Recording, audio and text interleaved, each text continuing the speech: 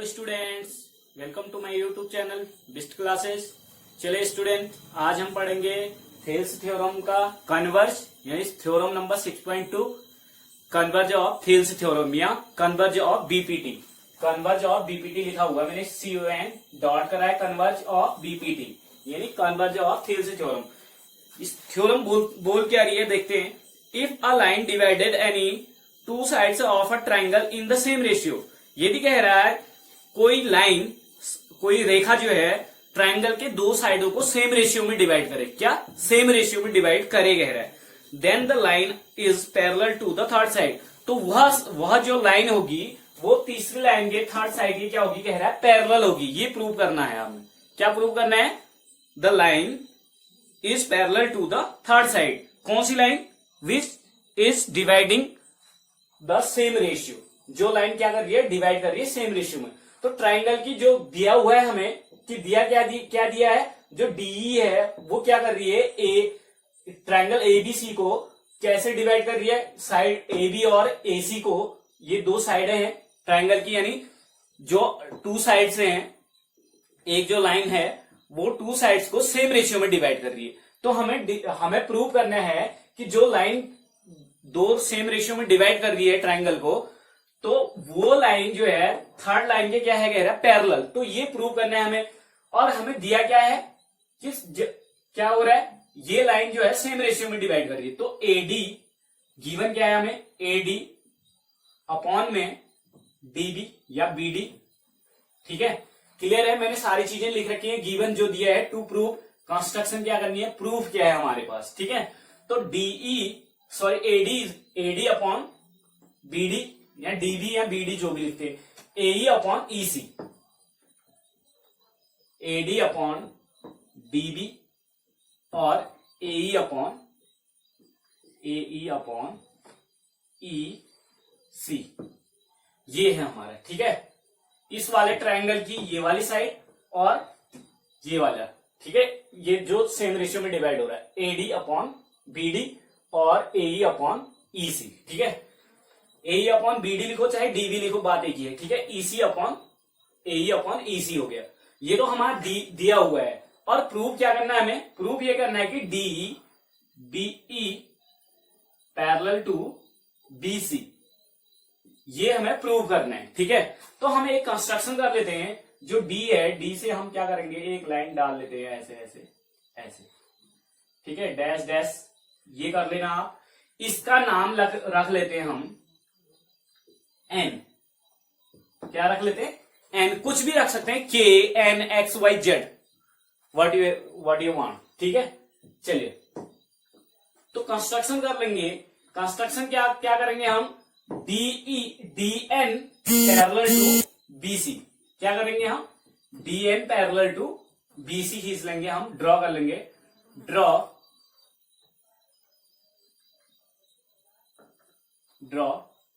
DN parallel to BC। क्या करेंगे, DN parallel to. तो प्रूफ क्या है हमारे पास, यहां पे प्रूफ लिख लेंगे आप। ड्रॉ कर लिया हमने, क्या ड्रॉ करा, DN पैरेलल टू BC, ये कर लिया हमने। ठीक है, प्रूफ क्या है हमारे पास, लेट कर लेते हैं कि D is not parallel to BC। Let DE is not parallel to BC। जो DE है ये लाइन इसके पैरेलल नहीं है, ये लेट कर देते हैं हम। ठीक है, तो अब प्रूफ क्या है, एंड क्या लेट करते हैं, एंड क्या है, DN पैरेलल टू BC। ये हमारे पास प्रूफ है। ये DN पैरेलल टू BC कहां से है, बाय कंस्ट्रक्शन। किससे है ये, बाय कंस्ट्रक्शन। लिख लेंगे बाय कंस्ट्रक्शन। ठीक है, तो यहां पे लिख लेते हैं ये बाय कंस्ट्रक्शन ही है। DN पैरेलल टू BC जो है हमारा बाय कंस्ट्रक्शन है। ठीक, अब क्या करेंगे हम, DN पैरेलल BC है। अगर DN पैरेलल BC है यानी ये पैरेलल टू ये है। कल हम जो मैंने लास्ट थ्योरम पढ़ाई है 6.1 थेल्स थ्योरम, वो क्या कहती है, जब दो लाइनें पैरेलल होती हैं तो आपकी जो साइड से होती है ना, जो लाइन पैरेलल होती है वो लाइन, ये जो ट्रायंगल को है, ट्रायंगल की दो साइडों को किस रेशियो में डिवाइड करता है, सेम रेशियो में। तो हम लिख सकते हैं AD upon DB, AD therefore AD upon DB is equal to, लिख सकते हैं हम AN अपॉन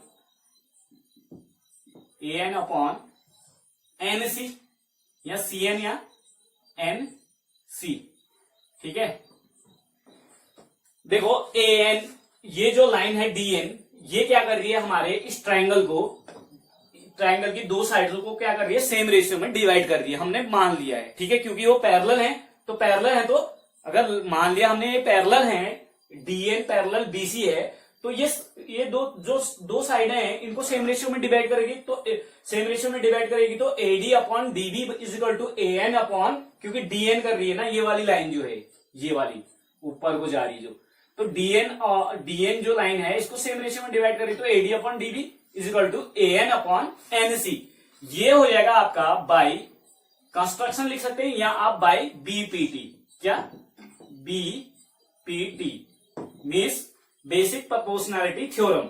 इसको हम इक्वेशन 1 मान लेंगे। क्या मान लेंगे, इस बी को थोड़ा सा ऊपर लिख देता हूं मैं, इसको मैं क्या मान लूंगा, इक्वेशन 1 मान लूंगा। ठीक है, क्लियर हो गया, यहां तक समझ में आया आपके। चलिए नेक्स्ट क्या है हमारा, ये है AD upon DB is equal to AE upon EC। ये क्या है, ये है हमें दिया हुआ है, क्या है, दिया है, गिवन है, गिवन, तो इसको इक्वेशन 2 मान लेंगे। अब from equation 1 and 2, from equation 1 and 2, equation 1 और 2 से क्या हो रहा है, यहां पे इक्वेशन 1 और 2 में देखिए, इनके लेफ्ट हैंड साइड देखिए, कल भी बताया था मैंने, लेफ्ट हैंड साइड क्या है, इक्वल है, AD अपॉन BD ये भी है और AD अपॉन BD DB ये भी है, दोनों सेम है, AD अपॉन DB।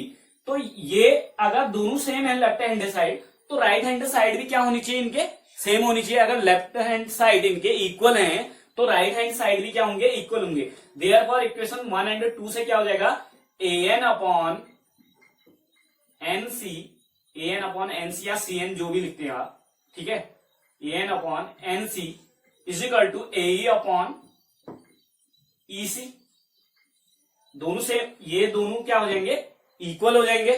ठीक है, क्लियर हो गया यहां पे। अब ये इसको हम इक्वेशन नंबर 3 मान लेते हैं। ठीक है, क्लियर हो गया। चलिए यहां तक आप इसको नोट डाउन कर लेंगे अपनी कॉपी में, इससे आगे मैं थोड़ा सा सॉल्व करता हूं। ठीक है, चलिए देखिए, अब हमें प्रूव करने के लिए क्या करना पड़ेगा, ये मैंने रख लिया था क्योंकि इसको मिटाया नहीं, क्योंकि इससे हमें आगे बढ़ने हैं।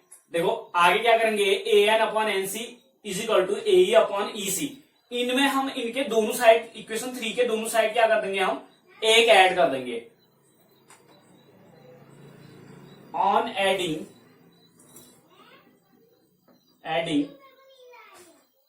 1 in equation both side of adding 1 in both side of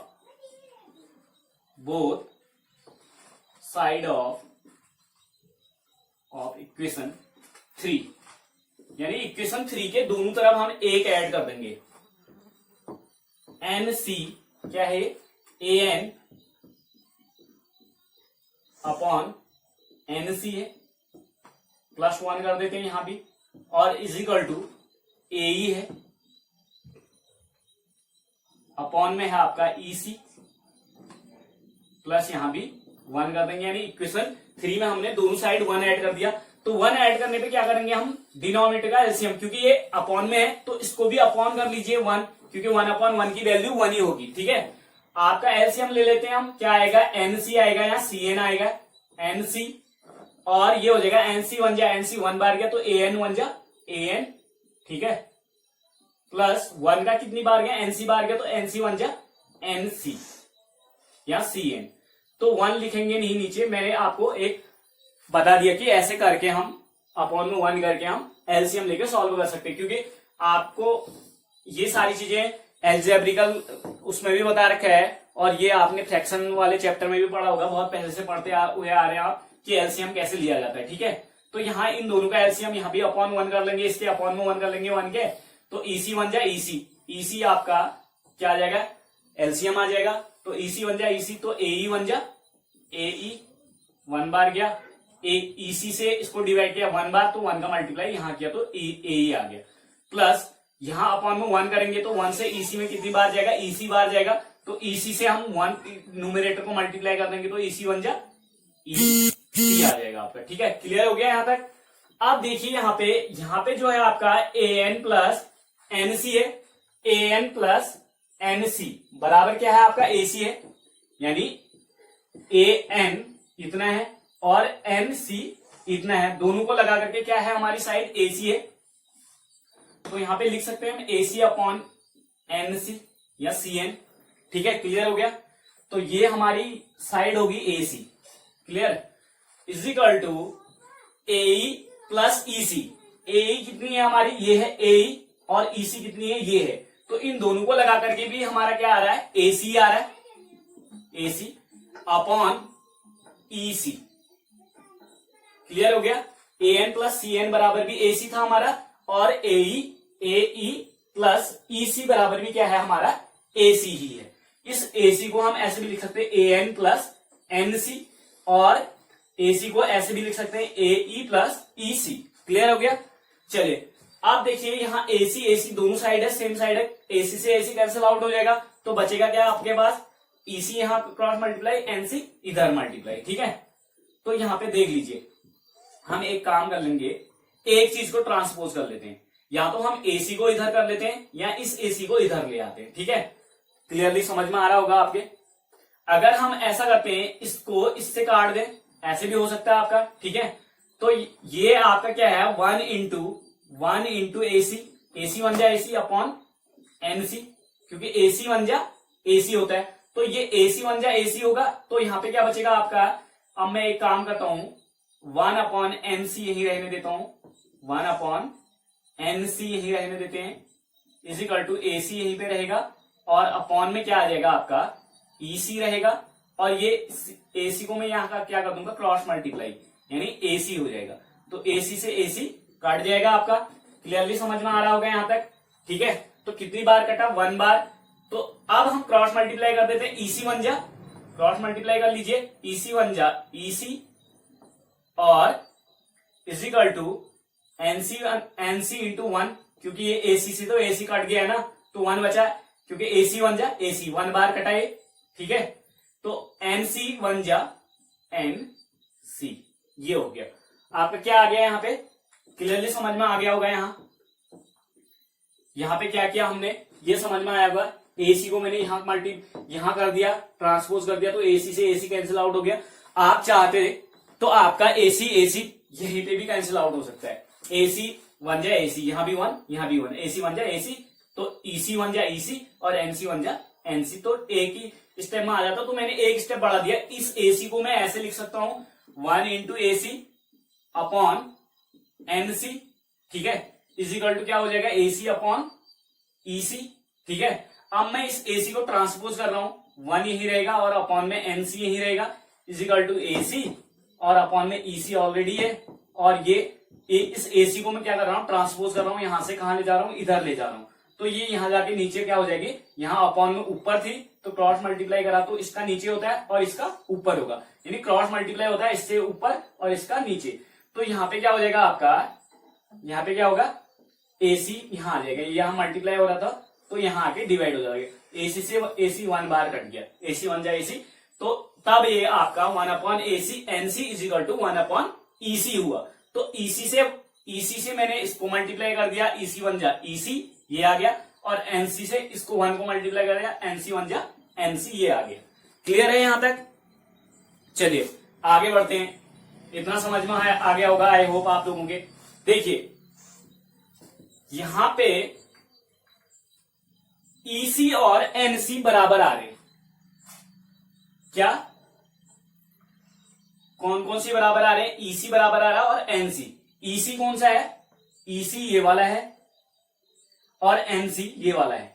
क्या ये दोनों बराबर हो सकते हैं? यहां पे आपके समझ में आ रहा होगा कि क्या ये दोनों बराबर हो सकते हैं? EC is equal to NC C N, यानी ये ईसी ये और एनसी क्या ये बराबर हैं? ये बराबर है? ऐसे देख के लग रहा है आपको? नहीं है ना। तो यहां पे हमारा क्या हो रहा है? कॉन्ट्रडिक्ट हो रहा है। जो हमने माना था कि ये जो है इसके पैरेलल नहीं है, तो ये गलत था, क्योंकि ईसी और एनसी तो बराबर है। तो इसका मतलब जो ये एन है ना, ये एन यहां ना होकर के कहां होना चाहिए था? यहां पे। तो इसका मतलब जो ये एन है ना, ये एन भी ई को कॉन्साइड कर रहा है। क्या कर रहा है? कॉन्साइड कर रहा है। यानी कहने का मतलब ये है कि जो पॉइंट ई है वही एन भी है आपका। ई और एन जो है सेम पॉइंट है। क्या है? ई और एन सेम पॉइंट है। तो ईसी और एनसी होना पॉसिबल कब है?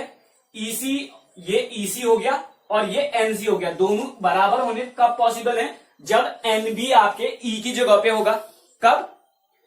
एनसी और ईसी तभी बराबर होंगे आपके जब जो है ई जो है एन के साथ होगा या एन जो है ई के साथ होगा। यानी दोनों पॉइंट ई और एन क्या कर रहे होंगे? एक दूसरे को कॉन्साइड कर रहे होंगे। ठीक है, यानी दोनों एक ही जगह पे होंगे, सेम पॉइंट पे होंगे। तो यहां पे लिखेंगे this is possible, this is possible when, जब यह पॉसिबल है जब ये देखो ईसी और एनसी यानी दोनों से बराबर है, तब पॉसिबल है जब ई और एन क्या हो? सेम पॉइंट है। यानी E and when E and N are on same line, sorry same point. ये ई और एन जो जब एक ही बिंदु पर हो यानी एक ही पॉइंट पर हो तब पॉसिबल है ऐसा होना। ईसी और एनसी बराबर होना तभी पॉसिबल है। ठीक है, या और E and N are coincide. मैंने बताया ना कोइंसाइड किसे बोलते हैं? जब एक ही बिंदु पर दोनों पॉइंट होते हैं, यानी दोनों एक ही पॉइंट पर होती है, दोनों एन या ई जो है एक दूसरे के ऊपर होंगे, एक साथ होंगी दोनों लाइनें डी एन और ई डी। तो तब जाके ये जब कोइंसाइड होंगी ये दोनों लाइनें, तो तभी ये पॉसिबल है। क्या पॉसिबल है? ईसी और एनसी का इक्वल होना। तो ये लिख लेंगे E and N are coincide. तो हमारा जो है डीएन पैरेलल टू बीसी, ये माना, ये हमने बाय कंस्ट्रक्शन लिया है। ठीक है, और एन और ई जो है सेम पॉइंट है यानी कॉन्साइड कर रहे हैं। तो डी अपनी जगह पे रहेगा, एन की जगह पे मैं ई लिख सकता हूं। तो डी एन की जगह पे ई, क्योंकि एन और ई क्या है? सेम पॉइंट है। तो डीई पैरेलल टू बीसी हो जाएगा। यही तो हमें प्रूव करना था ना। चलिए हो गया। आप देखिए डी पैरेलल टू बीसी आपका आ चुका था, यही प्रूव करना था हमें। Hence proved. क्लियर हो गया? चलिए, वीडियो कैसे लगी?